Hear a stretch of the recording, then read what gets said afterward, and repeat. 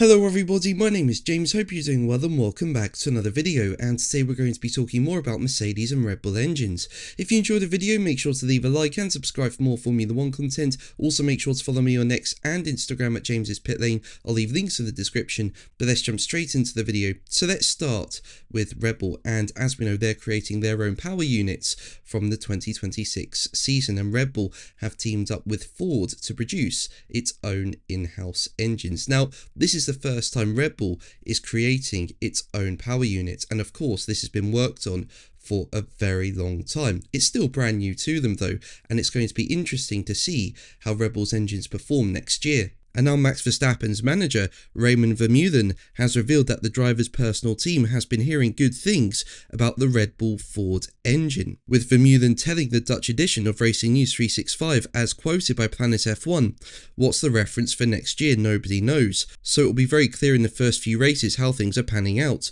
So we will start a fresh approach. We hear good things about the engine, but what is good? I don't know. What's the reference? So let's wait and see." Now, over the last few days, there have been a lot of reports about Mercedes and Red Bull engines. Essentially, in 2026, new rules are coming into play around the power unit, and as part of those power unit changes, the rules say that the compression ratio in a cylinder cannot go higher than 16:1, and this is lower than the 18:1 in the previous rule set. So what is the compression ratio? Well, this is the volume of engine cylinders when the pistons are at their lowest compared to when they're highest, and the higher value means more power can be created. Now, it's been widely reported that Mercedes and Red Bull have allegedly found methods to maintain approximately 18:1 compression during actual running without technically breaching the rules. And this is because under the wording of the regulations, the compression ratio is only measured when the engine is not at full running temperature out on track. So essentially,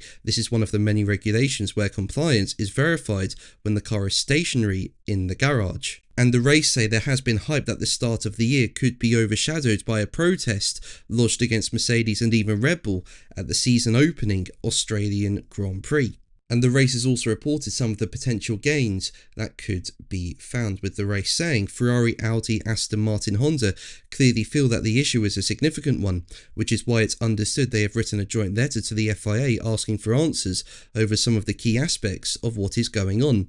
Their concerns are prompted by two key concerns: the immediate performance impact and the long-term prospects of making up any lost ground. While nobody outside Mercedes nor Red Bull knows exactly how much performance they have found from what they've done, the race has learned that some recent simulation testing has exposed the kind of big potential that an increased compression ratio offers with these new regulations. Based on some evaluation studies, one high-level source has suggested that increasing the compression ratio of a 2026 F1 engine from 16:1 to 18:1 offers an uplift in performance of 10 kilowatts, equivalent to 13 horsepower. Extrapolating that to early predictions for the 2026 F1 cars, it's estimated that the lap time benefit of this varies between 3 and 4 tenths per lap depending on the track. Now, 3 to 4 tenths, that is a huge gain if that is the case, and rival manufacturers, they're going to struggle in my opinion to keep up if that is a lap time being found. However, the race also say that what is not known, however, is just how much Mercedes and Red Bull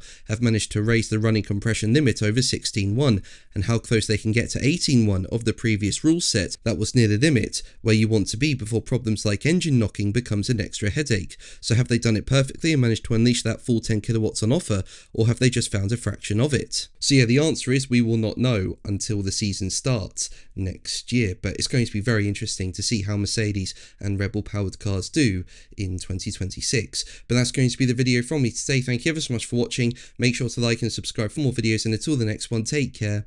Bye.